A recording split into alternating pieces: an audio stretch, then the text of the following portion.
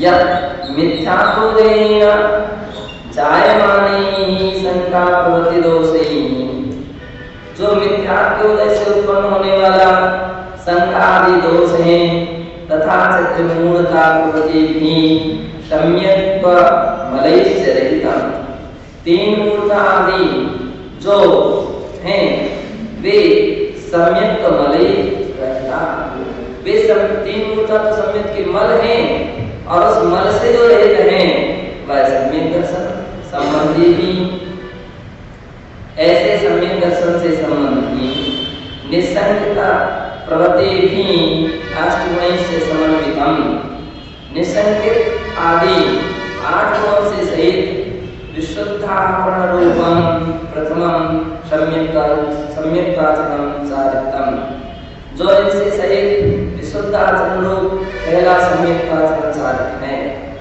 वस्तु तो अस्य चारित्र संयोगचारणः, वस्तुतः इस चारित्र की जो संज्ञा है यह उपचार से है। यहाँ जो सम्यक्ताचरण चारित्र कह रहे तो ये चारित्र संज्ञा उपचार से है। नाचे तत् स्वरूपाचरण संज्ञक निश्चय सकल चारित्र, और उसमें उनके स्वरूपाचरण संज्ञक स्वरूपाचरण नाम वाला निश्चय सकल चारित्र नहीं होता। यतो ही शास्त्रेषु चारित्रस्य पंचैव भेदा प्रतिपादिता, इस कारण से जो शास्त्रों में पांच प्रकार के चारित्र के भेद कहे हैं, सामायिक चारित्र, छेदोपस्थापना चारित्र, परिहार दृष्टि चारित्र, सूक्ष्म संप्राय चारित्र, यथार्थ चारित्र से ये पांच प्रकार के चारित्र हैं। अपना देश चारित्रम सकल चारित्रम चेति भेदो अपि स्वीकृतो, अपना देश चारित्र सकल चारित्र के भेद भी स्वीकृत किए गए हैं। औक्षमिकम छायकम छायोक्षमिकम चेति प्रयोगी भेदा ठीक था, और औक्षमिक छायिक छायोक्षमिक ये तीनों भी भेद भी स्वीकार किए गए हैं। स्वरूपाचरण संख्या प्रत्यक्षार्थ प्रकाराचेन चारित्रीते क्वापि अनयोगे कुत्रापि नैव प्राप्यते।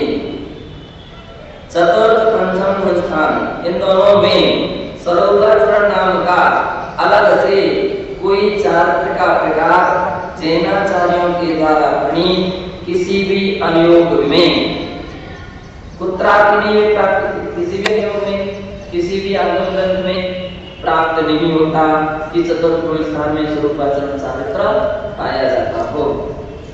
अग्रत सम्यक दृष्टि सम्यक्ताचरण चारित्रस्य स्वभावः नैव स्वीकर्तुं शक्यते। अग्रत सम्यक दृष्टि के सम्यक्ताचरण चारित्र का सद्भाव नैव स्वीकृतम, है ना, तो बता रहे हैं कि जो अग्रत सम्यक दृष्टि ने चतुर्थ संवर्ती सावर उसके स्वरूपाचरण चारित्र का सद्भाव कभी माना नहीं गया है। यहाँ स्वरूपाचरण होना चाहिए, सम्यक्ताचरण चारित्र ना।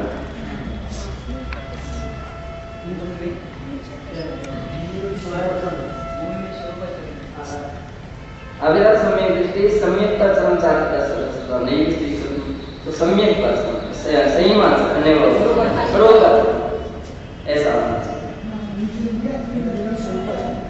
यतो हि तत्र असंयत सद्भाव भावेन अचारित्र एवं,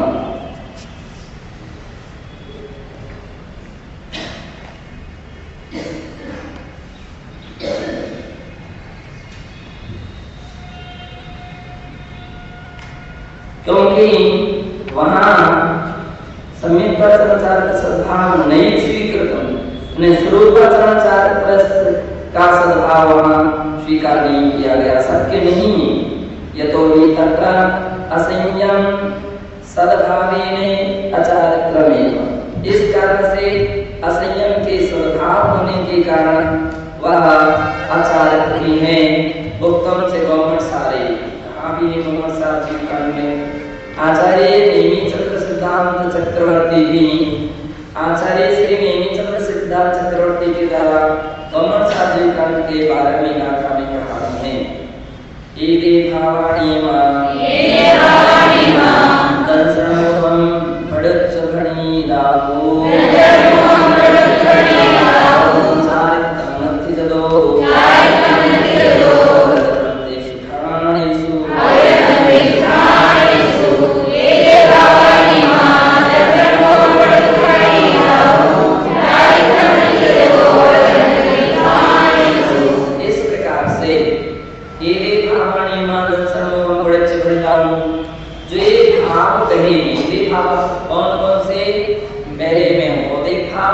दूसरे में परिणामी और तीसरे में तीनों भाव। ये जो सब भाव कहे हैं ये दर्शन होने की अपेक्षा से कहे हैं, अर्थात पहले में जो औदिक भाव किसकी अपेक्षा से दर्शन होने की अपेक्षा, दूसरे स्थान में जो परिणामी भाव किसकी अपेक्षा वो भी दर्शन होने की अपेक्षा, तीसरे स्थान में उपसमित छायोपसमित और छाय भाव पाए जाते हैं। वे भी तीनों कौन से हैं? किसकी अपेक्षा से? दर्शन होने की अपेक्षा से ही घटित करना चाहिए।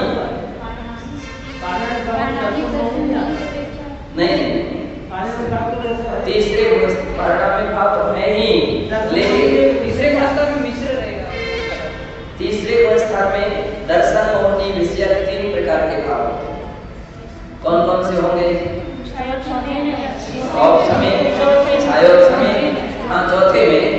चौथे को स्थान में कौन कौन से भाव होंगे? 3 छाय।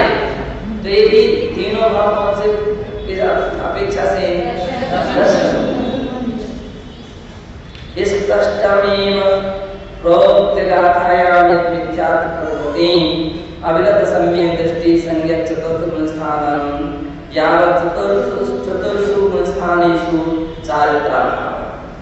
इस प्रकार गाथा से स्पष्ट है कि मिथ्यात्व आदि से लेकर अविरत सम्यक दृष्टि नामक जो चौथा स्थान है वहां तक, है ना, वहां तक चतुर्षु स्थानेषु चारों स्थानों में चारित्रा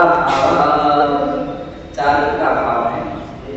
वस्तुतो मोक्ष मार्गे संयमाचरणमेव चारित्रम्, वस्तुतः मोक्ष मार्ग में संयमाचरण को ही चारित्र कहते हैं, किंतु तस्य सम्यक्ताचरण से संयमाचरण चारित्र संज्ञा नहीं युक्ता। इसलिए वहाँ उस सम्यक्ताचरण की संयमाचरण चारित्र संज्ञा उपयुक्त नहीं है। वो अलग है। अभी से अविरत सम्यक दृष्टिनां सम्यक्ताचरणं यत् कथ्यते तस्य संयमाचरण स्वरूपाचरण संज्ञक निश्चय चारित्रमुक्ता कथमपि न युक्ता।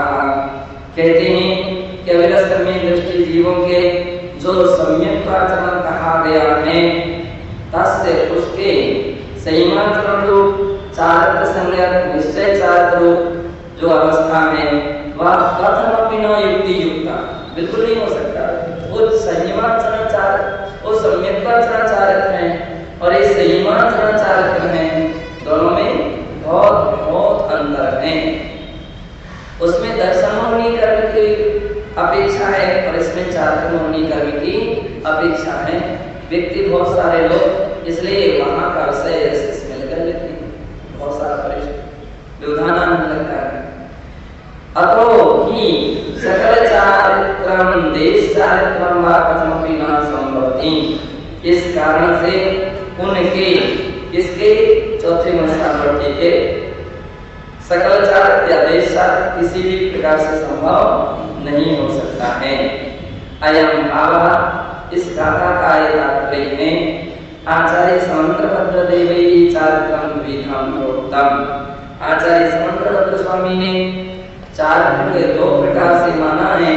रत्नाकर स्थापनाचार्य की श्लोक 50 में इस प्रकार से कहा है, सकलं विकलं शरणं सकलं सर्वसंग विरतानां सकलं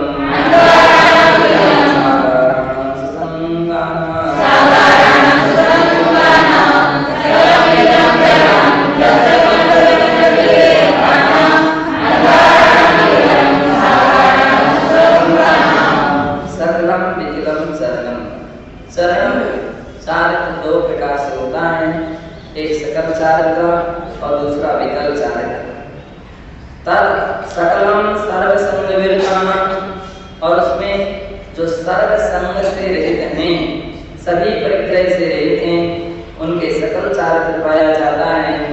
और वे अनगाराणाम, वे कौन है? अनगारी हैं। अनगारियों के लिए सकल चारित्र होता है। विकलम सागानाम ससंगानाम, अससंगानाम परिग्रह से सहित जो सागार हैं, गर्भग्रस्ती से सहित हैं, उनके विकल चारित्र पाया जाता है। उभयो चारित्र्यो व्रत संज्ञा अथवा सूत्रे निर्दिष्टा, दोनों में, दोनों चारित्र में व्रत संज्ञा है, ऐसा अथवा सूत्र के 7वें अध्याय के पहले सूत्र में कहा है। इंसान दस्ते या ब्रह्म परिग्रह्यो व्रतम, हिंसा अंडर स्त्री अब्रह्म अपरिग्रह, जिनसे व्रत होना ये व्रत है। और उसमें देश का दोनों में जो हो जाए ना वो खुलासा।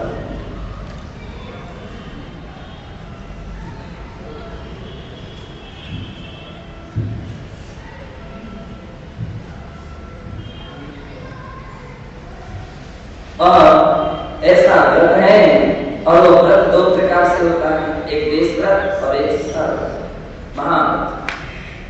500 पापों का एक देश त्याग करना देश व्रत है, और 500 पापों का पूर्ण रूपी त्याग कर देना महाव्रत है। एवं चतुर्थ स्थाने अग्रति व्रत भावः एकस्मात् हेतु चारित्रा भावः। इस प्रकार से चतुर्थ स्थान में अग्रति जो संज्ञा है वो व्रताभाव, व्रत के अभाव से है।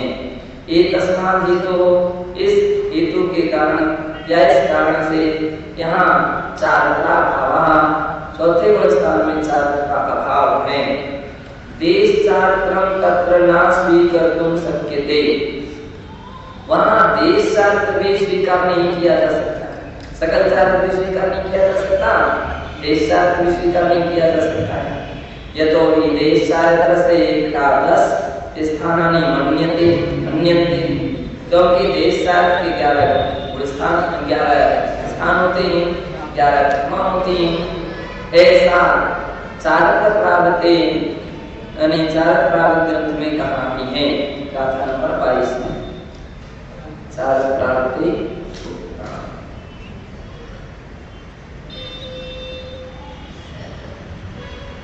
दर्शन समाय कोशे सचित्राय भक्तिया, ब्रह्मांड परिग्रह तीर्थदेश दोया,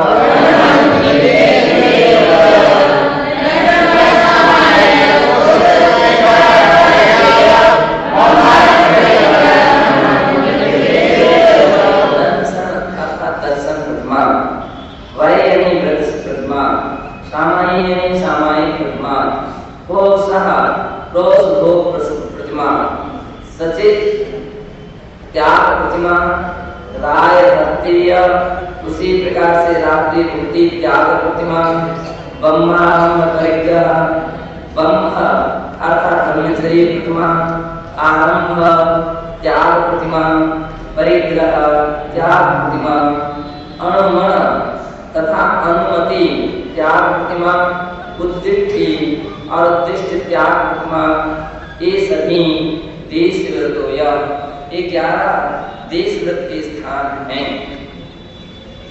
जब हम लोग सब में थे तो वहाँ पर मान लीजिए शुल्लक अवस्था में थे, तो उस समय आचार्य गणना होती हैं, तो उस समय कुछ श्लोक बोलना आवश्यक रहते थे। तो जैसे मुनि महाराज बोलते थे तो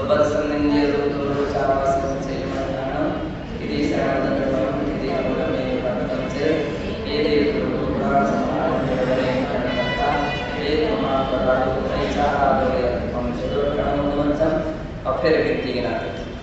पंचमहादर स्मृति इन 28 गुणों में मन वचन काय से, दिन का है तो दैव से, दिन में मन वचन काय से योजना से कोई भी ज्ञाता में, जान में, अजान में, घटना चलने में, फिरने में, आहार में, विहार में जो दोष लगेगा उनका ऐसा।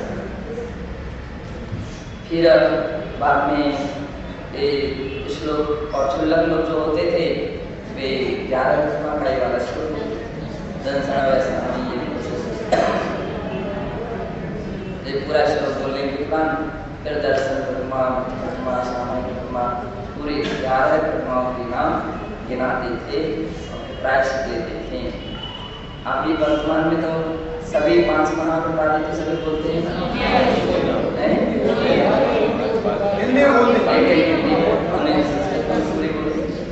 ऐसा तो नहीं कि 5 महाप्रसाद सुनने के चैनल होते कुछ नहीं बोलते हो, हिंदी में भी बोलते तो सभी नहीं। इसी प्रकार से माता जी सभी बोलते हैं कि कोई नहीं बोलते हो, सभी बोलते। और ये लक्ष्मण जी 11 प्रतिमाओं के नाम लेते हैं क्या? कितने लोग 11 प्रतिमाओं के नाम लेते हैं?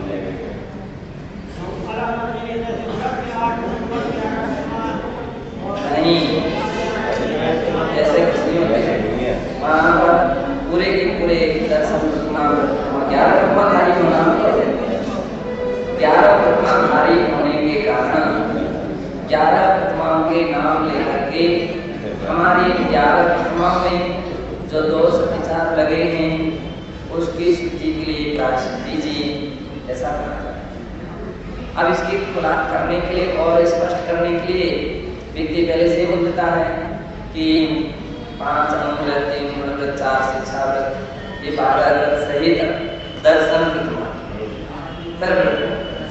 है ना, ये सहित। इस प्रकार से इन 11 प्रतिमाओं में जो दोष आदि लगे उनका प्रायश्चित देकर शुद्धि कीजिए।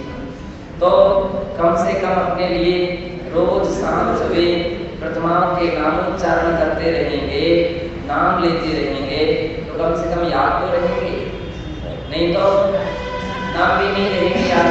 तो कल के दिन पूछा गया मुझसे आपकी कितनी प्रतिमा है? आपने कहा 11।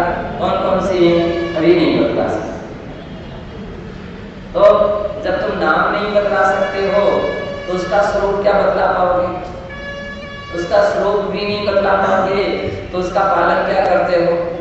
जब तुम नाम भी नहीं जानते, स्वरूप भी नहीं जानते तो पालन कैसा करते हो? खाली वेश धारण करने से थोड़ी अपन लोग प्रतिमाधारी कहलाएंगे। तो इसलिए सबको चाहिए एक जी, चुल्लक जी, चुल्लिका माता जी अपनी अपनी प्रतिमाओं के डेली नाम लेना चाहिए, है ना। डेली शुरू में याद ना हो तो लंगोट करके रखो और कुछ दिन तक देख करके भी बोलते जाओ तो धीरे धीरे याद हो जाए। और जिनकी जितनी प्रतिमा है उनको अपनी अपनी प्रतिमाओं के नाम बोलना चाहिए। कोई 2 प्रतिमाधारी, 3 प्रतिमाधारी, 4 या 5, 7 जो भी है, उस प्रतिमा में हमारे से जो कोई दोष आदि लगे हैं उन दोषों के निवृत्ति के लिए हमको प्रायश्चित कीजिए। इस प्रकार से उसके नाम गिनाए जाते हैं और उसका प्रायश्चित लिया जाता है। तो इस बात के लिए प्रकरण आ गया और मुझको भी याद आई इस प्रकार की संगतियां थी, सभी को ध्यान रखना चाहिए। और बिल्कुल दूसरे लोग अगर उनको याद नहीं हो पा रहा आप नोट करके दे दो, कोई लिख करके दे दे ताकि वो कम से कम देख करके ही बोले। एतेषु देशव्रते स्थानेषु अपि व्रतस्य सद्भाव आवश्यकः। इन सभी देश व्रतों के स्थानों में भी व्रतों का सद्भाव आवश्यक है। किंतु अविरत सम्यक दृष्टि न व्रताभावात्, किंतु अविरत सम्यक दृष्टियों के व्रत का भाव होने से देश चारकस्यापि सद्भावः कथमपि न संभवति। देश चारक का भी सद्भाव का किसी भी प्रकार से संभावना नहीं होती है। अतः सम्यक चारकम देश सकल चारकाभ्याम एव। इसलिए अर्थात चारक संज्ञा उच्चार का ये विधि निष्कर्ष इसलिए सम्यक आचरण चारित्र और देश सकल चारित्र, जो सम्यक आचरण चारित्र है उसकी देश सकल चारित्राभ्याम प्रतिगावे, उस सम्यक आचरण चारित्र को देश चारित्र सकल चारित्र से पृथक ही कहा है। अतः तस्य चारित्र संज्ञा उच्चारणा एव, इसलिए उसके चारित्र संज्ञा जो है वो उच्चार से ही ऐसा निष्कर्ष हुआ। तथापि यदि किंचित् सम्यक् चरणं वस्तुतो निश्चय चार स्वरूपाचरण चार रूपं प्रतिपादयन्ति तत्सिद्धांत वृक्षम एवित्यहं मन्ये। तथापि यदि कोई सम्यक् चारक को वास्ते निश्चय चारक स्वरूपाचरण चारक रूप प्रतिपादन करते हैं तब सिद्धांत वृद्धम एवं, उनका वह कथन सिद्धांत वृद्ध ही है ऐसा अहम मन्ये, मैं मानता हूँ। नहीं सिद्धांत वृद्धम कश्चित् प्रमाणत्वेन स्वीकरणीयं भवति, और सिद्धांत वृद्ध कोई भी किंचित प्रमाणत्वेन, जो भी सिद्धांत वृद्ध कथन होता है उसमें किंचित भी प्रमाण नहीं होने से कोई भी विद्वान स्वीकरणीयम न भवति, वो बात जो है वो कथन जो है वो स्वीकरणीयम न भवति, स्वीकारने योग्य नहीं होता है। प्रमाण किसमें आती है? जो आगम वाक्य है उसमें ही प्रमाण आती है, जो आगम वाक्य नहीं है या आगम से विरुद्ध है उसमें किसी भी प्रकार की प्रमाणता नहीं आती है, ऐसा जानना चाहिए। एवं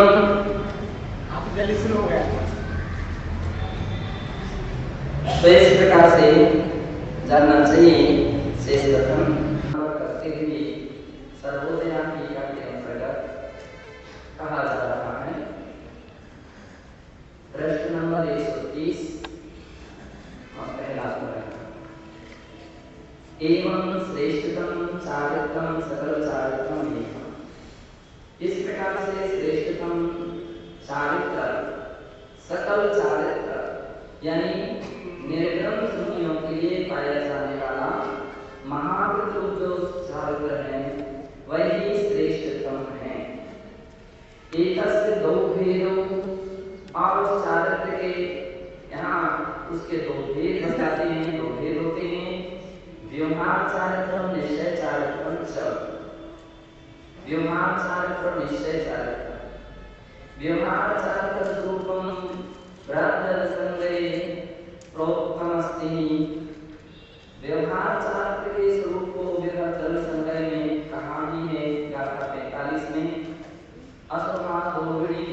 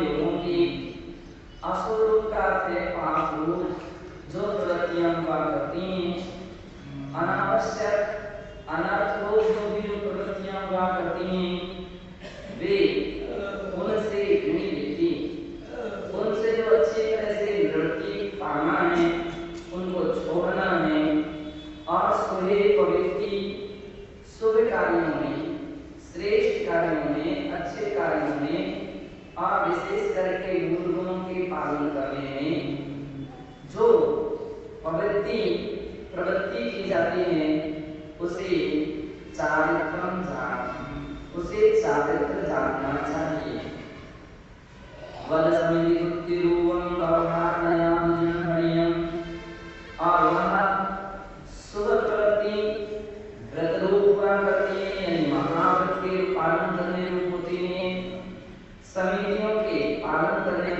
होती हैं और बुद्धि के पालन करने रूप होती हैं।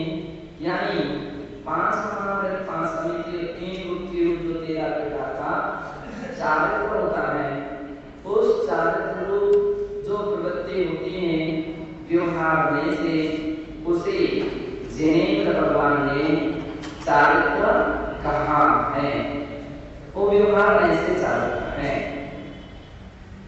व्यवहार चारित्र्य सदैव निश्चय चारित्रस्यापि स्वरूपं तत्र प्रोक्तम् अस्ति। व्यवहार चारित्र के साथ निश्चय चारित्र के स्वरूप का भी यहाँ निरूपण करते हैं। बहिरभ्यंतर क्रिया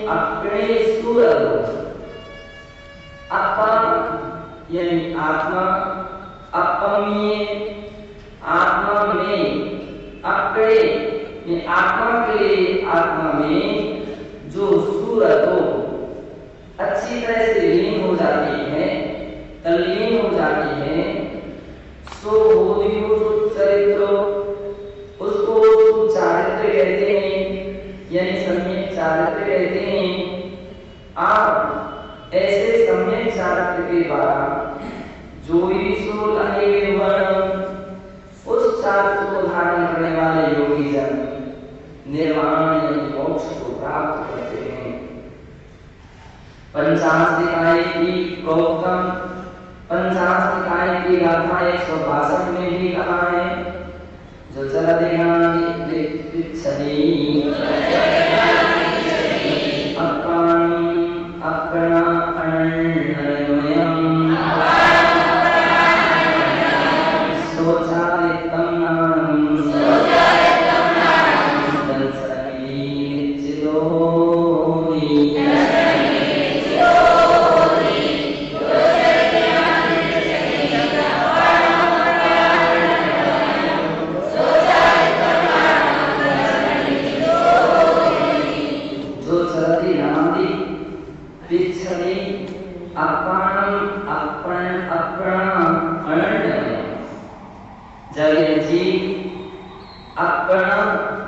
आत्मा के द्वारा अपारम आत्मा में अनन्यमयम अनन्य भाव के साथ तल्लीनता के साथ चरदी आचरण करता है, पिछली नादी उसको जानता है और पिछली उसको जो देखता है, सो चारित्रम उसका नाम चारित्र है।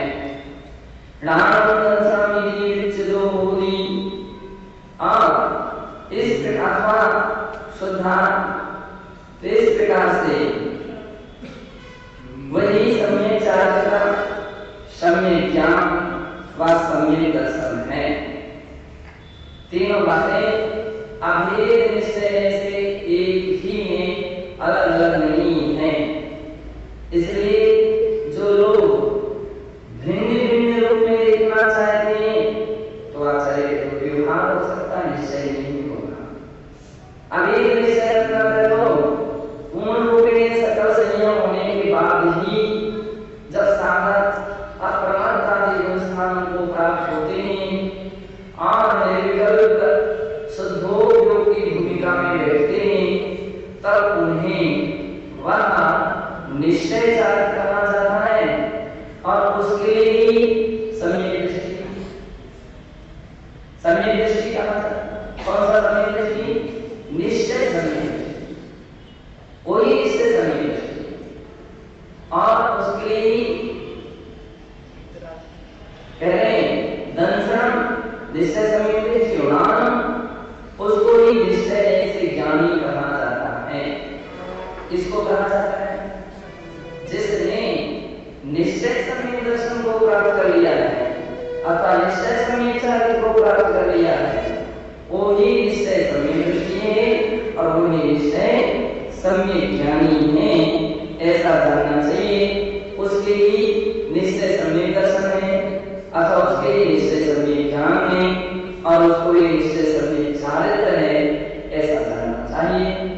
जिसके पास निश्चय सम्यक दर्शन है वो निश्चय सम्यक दृष्टि, जिसके पास निश्चय सम्यक ज्ञान है वो निश्चय सम्यक ज्ञानी, और जिसके पास निश्चय चारित्र है तो उसको निश्चय सम्यक चारित्र संयमी, ऐसा कहा संयमी चारित्री चारित्रवान, ऐसा कहा। प्रवचन सारे सूक्तम, प्रवचन सार में भी पहले अध्याय की 7वीं गाथा में कहा है चारित्रम पुरुषो धम्मो समुत्रितो मोहतो हरिलो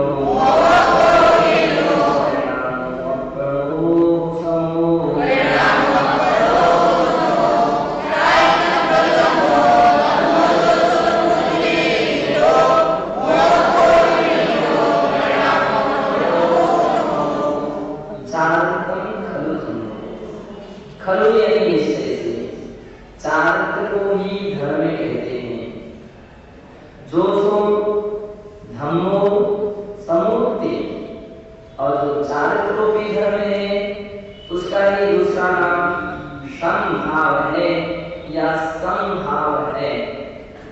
सम यानी समता, शम यानी कसायों की उपसमता।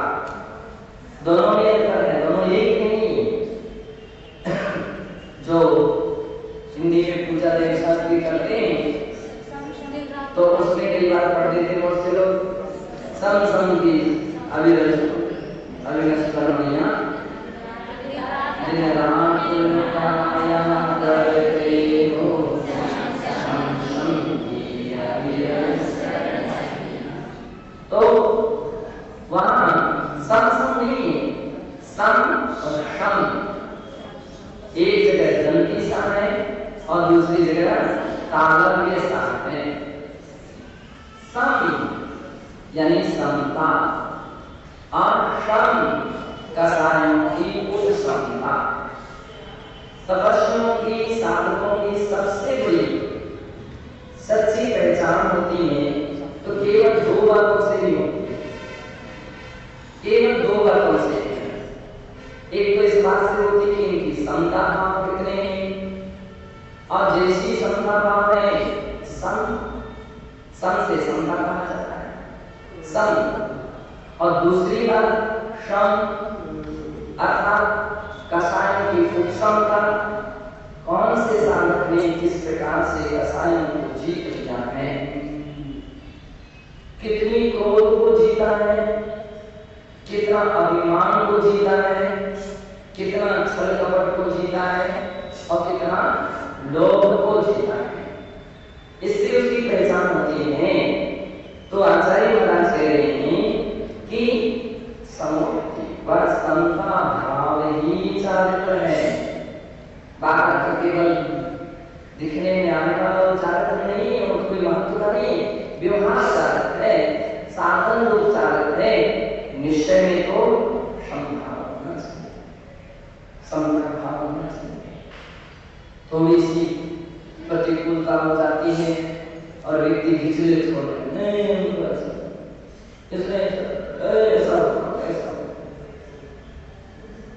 ये जो भाव उत्पन्न हो रहे हैं इस के अनुकूल है कि प्रतिकूल है। अचारित्र भाव है, चारित्र भाव नहीं, अचारित्र भाव है। और जब व्यक्ति के अंदर में ऐसे भाव उत्पन्न होने लगते तो उसको निश्चय चारित्र हो ही नहीं सकता है। आप उसको चाहिए कि वो अपने आप को देखे परखे कि अपने अंदर में कितनी समता भाव आया है, कितनी समता भाव। और समता का लक्षण है जीवे मरने का माने सिंहो वृत्त जोड़िया बंधोरे सुख खालो समता सामान्य नाम।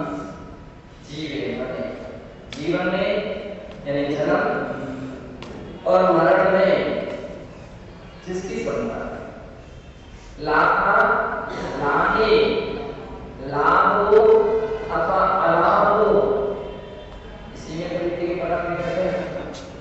किसी को लाभ होगा, किसी को नहीं, अरे को सबको दे दिया, किसी को दिया, हमें भी नहीं, हमारा जिंदगी।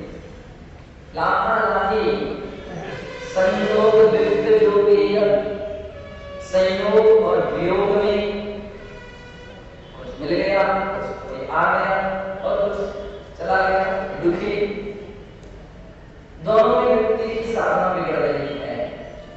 आगे जाकर जब आप वहां चलने लगे संयोग में और वियोग में दुखी व्यक्ति होता है। संयोग विरुद्ध जो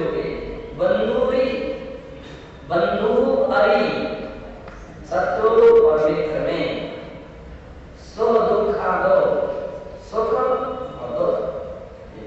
अब बंधु का तात्पर्य खाली मित्र ही नहीं, कोई भी हो सकते हैं जिसमें अपने राग भाव रहते हैं, वे कोई भी व्यक्ति हो सकते हैं और उसमें व्यक्ति की साधना संतुलन बिगड़ता है। जबकि आचार्य ने अच्छा किया तो अपने अच्छी समझा में रह सकते, साधु जीवन एक ऐसा जीवन है, कोई काम नहीं, कोई आवश्यकता नहीं, कोई व्यवस्था नहीं, कुछ नहीं, फिर भी व्यक्ति के हाथ पहाड़ को बढ़ते, फिर भी व्यक्ति अमुक अमुक से परिचय की ओर कदम उठाता है, उसका प्रयास रहता है परिचय हो जाए, थोड़े हमारे भक्त बन जाए, ये अमुक आ जाए, अमुक आ जाए। अब देखिए व्यक्ति की बात आगे पीछे हमारे खिड़की से सब दिखता है। कौन आ रहा, कौन जा रहा, किसके साथ कौन आ रहा, किसके साथ कौन कैसे आगे तो कहते बंधुरीशु दुःखालो आप क्यों रात को आते हैं और किसी से जब कुछ हो जाए इसकी तो व्यक्ति का बेसहारा होने लगता है, तो उसके पास उठना बैठना भी पसंद नहीं करता। जब तक कोई समस्या नहीं थी तब तक सब कुछ चल रहा था, बाद में तो दुर्घटना लगती है, ऐसे अरे क्या हो गया, क्या हो गया, यही तो सुनता है। बंधु विष्णु दुखादो समदा साम, इस प्रकार की समता भाव होने का क्या है, सामय है, इसी समय है समता। तो समता का होता सभी में भाव के स्थान, और उपशम में कसाय उद्रेक उत्पन्न होता है, कसाय जाती है, लेकिन फिर तत्व का चिंतन करता है। मैं कसाय को करके कर्मों को यह व्यर्थ ही मान रहा हूं, और उसमें भी कसाय स्थिति और अनुभाव बंद बढ़ाती है, और ये सबसे बड़ी प्रबल संसार के कारण मानी गई है। इससे तो चारों का विनाश होता है, बहुआ है ना, अपन बोलते कसाय उदया तीव्र परिणाम, कसाय के उदय से तीव्र परिणाम होते हैं। आंकड़ा दिखता है, हम देखिए कौन से भाव तीव्र परिणाम है। अंदर का तो अपन देख नहीं सकते, बाहर में व्यक्ति की कभी कभी बिल्कुल दिखती है, प्रवृत्तियां नजर आती हैं, तो दिखता है, अभिमान दिखता है, छल कपट भी दिखती है, और लोग जैसी प्रवृत्तियां भी दिखती हैं। चार होता है, कौन से नशे में घूम रहे हो, कौन सी नींद में सो रहे हो, हानि किसकी हो रही है, तुम्हारी स्वयं की। प्रशंसा कर लो तो खूब खुश हो जाता है, थोड़ा सा 19-20 देखो चेहरा बिगड़ जाता है, टाइम टेबल में परिवर्तन आ जाता है, अंतर आ जाता है। क्या प्रशंसा में बड़े खुश हुए, थोड़े से निंदा तिरस्कार हो गया, बस इसका मतलब आप प्रशंसा के पात्र नहीं रहे, प्रशंसा के पात्र नहीं रहे, चाहे कितना भी ज्ञान किया जाए, और प्रशंसनीय है जिसमें समता भाव प्रधान हो। समता भाव है, कोई भी जाति पूजा सम्मान आदर में, निंदा तिरस्कार में, अरे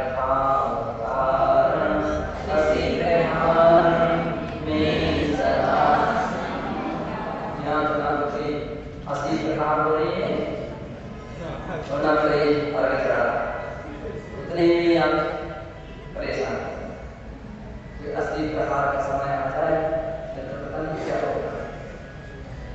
तो समता भाव का नाम समोक्ति, इस समता का नाम निश्चय करने ऐसा का वो कैसे होगा, मोहको भगिनीलो, मोह और शोभ से जो रहित परिणाम है वह आप लोग वही आत्मा का जो